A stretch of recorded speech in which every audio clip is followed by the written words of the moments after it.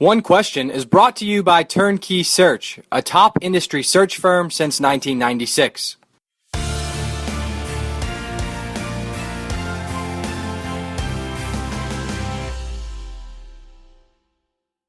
So first of all, thanks, Matt, for having me on this segment, and you're exactly right. I mean, we've had both kind of categories, several categories here at Louisiana Tech of, what you would call maybe, traditional revenue sports or higher profile hires, and then baseball. We actually did baseball 2 years, within a 2-year period, we did 2 searches, and so they were both different.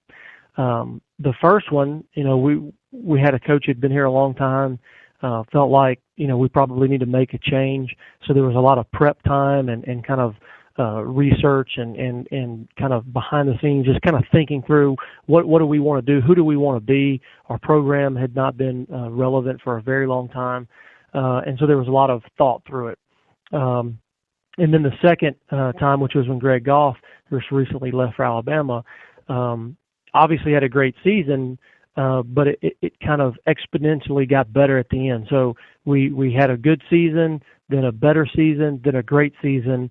All of a sudden now his name's getting mentioned for jobs, and not that we weren't prepared, but it wasn't in comparison to, say, Mike White, where you just knew from the beginning, he was having such a great success, his name was being mentioned, that you better be prepared.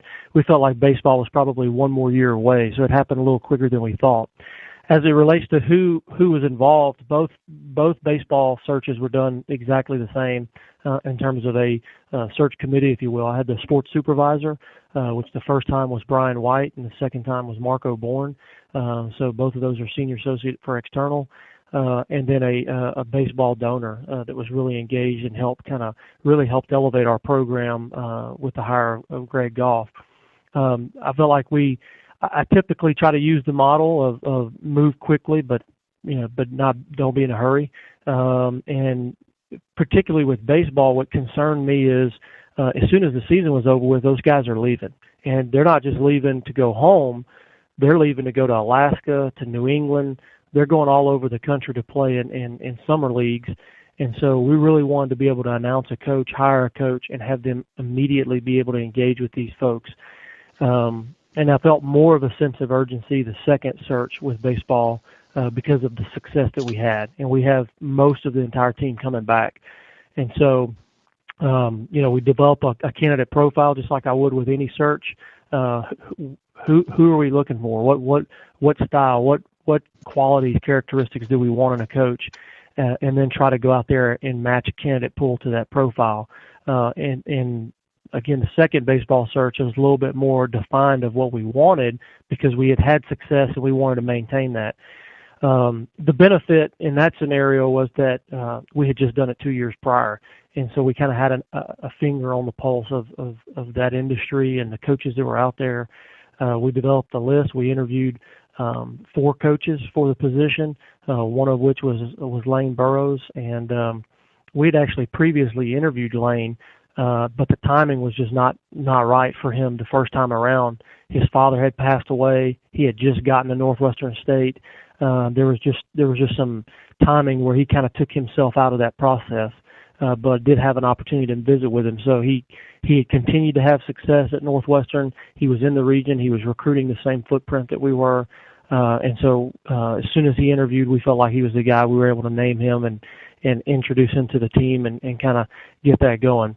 As it relates to the men's basketball search, where we did use a search firm or a search partner, if you will, and I feel like that's, the way I would view a search firm as more of a partner. Again, as I expressed, Mike White was having such great success. We knew that it was really just kind of a matter of time before he had the opportunity that he was desiring at the next level. And so hiring a search firm that was in partnership with us, going through, names and ideas of what would happen, creating an action plan in the event that Coach White left. And so really when Florida called and he took that job and that great opportunity that he had, we really just kind of activated our plan and went into full search mode. But Really, other than the use of a search firm, both of them were handled the same way. I had one staff member on a committee, a donor, and then myself, and we kind of were nimble and streamlined and able to make decisions. You noted Brian White and Marco Bourne's involvement in your two baseball searches, and when you work through the industry and you work through the assistant AD and associate AD levels, at some point, it's almost maybe a rite of passage to be part of a coaching search. And it's unquestionably valuable for advancing administrators to see the behind the scenes, be a part of the strategy of the research that goes into who could be the candidate pool. For those who hear this interview, Tommy, who maybe are at that level but have never had the chance to actually be on the inside of a search, how would you advise them on preparing themselves to be knowledgeable about what could happen in their department and prepare whatever maybe they need to prepare mentally or on paper for their athletic director once that day comes to say, I've been taking a look at this space, whatever sport we're maybe talking about, and here's what I see. This may be helpful for you. Well, first of all, I value it so much.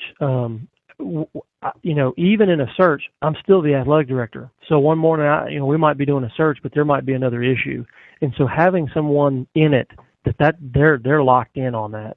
Both Brian and Marco added tremendous value and devoted tremendous amount of time and energy and research and data to that really helped me so much. Quite honestly, if I'm fair, the first time that Greg Goff's name came to my attention was when Brian White came in and closed the door prior to the end of the season. We had met and we said, hey, let's just let's do a data research. Let's find some coaches out there that let's just create a list. And one day Brian came in, closed the door, and said, hey, I see this guy at Campbell. Look what he's done. And so that was the first time that Greg Goff had ever come on my radar, was when Brian White introduced him to me, if you will, on paper. And so, and Marco was the same thing. I mean, it just took tremendous pride in it. What I would tell those people in the position that both of those guys were in is be prepared. Providing data, even if it's unused data, even if it's an unused candidate, to me, at that point, there are no wrong names. There are no wrong candidates.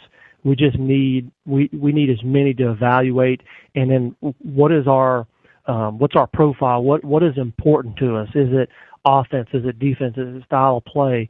Whatever the sport is, and then having someone that's really coming through. Connectivity. The thing that I loved about both of those guys, and Marco was really good about it, is he'd find like an assistant coach, in the Northwest somewhere that had grew up in Louisiana, and he found that on their bio. Well, I mean, there's no search engine for that. I mean, you have to go through and actually read. And so you say, you know what? That's a guy that normally wouldn't be on our radar because he's in the Northwest. But you know what? He grew up in South Louisiana. This might work. And so I think being prepared and really being hungry. You either want to be an athletic director and be a part of the process, or you don't want it. And I think it's very obvious for the people that are in those positions, those that really crave that type of experience. And both of those guys did a great job. Yeah, and part of your story, of course, is being an athletic director at an incredibly young age. What were you, 25 when you were AD at McNeese? Is that right? Yeah, I was 25. I got named interim when I was 25, and then they took the title off when I was 26. When you're 26 years old and you're doing your own head coaching searches at a place like McNeese, was there pieces of becoming an AD that you feel like you missed out on experientially that you wish you would have had because you became an AD at such a young age, or were the things that you just had to learn at such a quick pace on the job that you go, you can never replicate that now? Yeah, the biggest thing that I didn't know it, when you first become, the AD, you don't know these things, but the thing that became very obvious to me, the president that hired me announced his retirement. He called me in his office and said, hey, I'm going to retire at the end of the year. They're going to do a search and you're going to get a new president. Well, obviously I left going, and I didn't have a contract at McNeese. I was an at-will employee, could have been fired any day, had no contract. And I thought, my goodness, we're about to get a new president in here, and he can say, why do I have a 28-year-old AD? And I'm bringing my own guy. And all of a sudden I thought, well, who would I call? Like, who knows me? Maybe people know of me, but actually who knows me? And then conversely, I know of a lot of people, but do I know people? And so the answer was no. I mean, outside of working at the Southland Conference office where I knew that staff and the commissioner and those guys, and then, being at McNeese and maybe having some connections with some of the ADs in the league, I didn't have a network. I did not have the opportunity to be groomed and to work by some of the great ADs in this business. I didn't have that. And so because I didn't have that genuine, strong connection with a mentor, I felt like I was lacking. So I was very intentional at that point of trying to reach out to people, get advice about the presidential transition. What should I be doing? But I think when people think of networking, they think of meeting a bunch of people. Well, networking should be done intentionally, authentically, and with a purpose. And so what is it that you want to accomplish with this call? If I'm going to call and take away an athletic director's time, I shouldn't just wanting to get to know them. I mean, I think that's great, but there should be a purpose for the call, and then there should be, good dialogue. It should be intentional, authentic, and with a purpose. And so I set up phone calls, and I did that with various people in this business, some of who have become those mentors that I missed, that I didn't have because I didn't have the opportunity to work with them.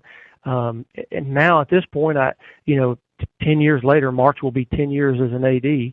I've got people that have worked for me and have gone on. Now they're ADs. I'm calling them for advice. Ryan Ivey at Austin Peay and I worked together at McNeese for 5.5 years, and now he's in a chair where I can pick his brain very organically about things, and various other friends that I have in this business. But early on, and anyone that gets in this position, you see occasionally, a young guy getting named head coach, or a young guy, a young girl, someone that rises to this level of leadership quick.